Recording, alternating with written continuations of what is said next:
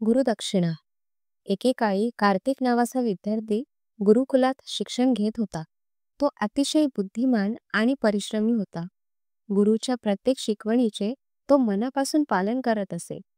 शिक्षण पूर्ण झाल्यावर सर्व विद्यार्थी आपापल्या घरी जाण्यास तयार झाले.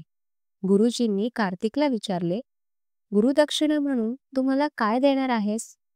कार्तिक गरीब होता. त्याच्याकडे काहीच नव्हते. तो दुःखी मनाने म्हणाला, गुरुजी, मी गरीब आहे. मी तुम्हाला काय देऊ शकतो? गुरुजी हसून म्हणाले, माझी गुरुदक्षिणा अशी आहे की तू आयुष्यभर सन्मार्गावर चालशील आणि ज्ञानाचा उपयोग समाजाच्या भल्यासाठी करशील.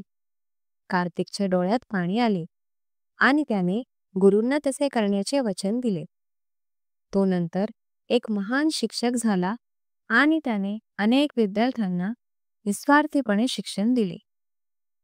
तात्पर्य: खरी गुरुदक्षिणा संपत्तीने नव्हे तर ज्ञानाचा योग्य वापर करून दिली जाते.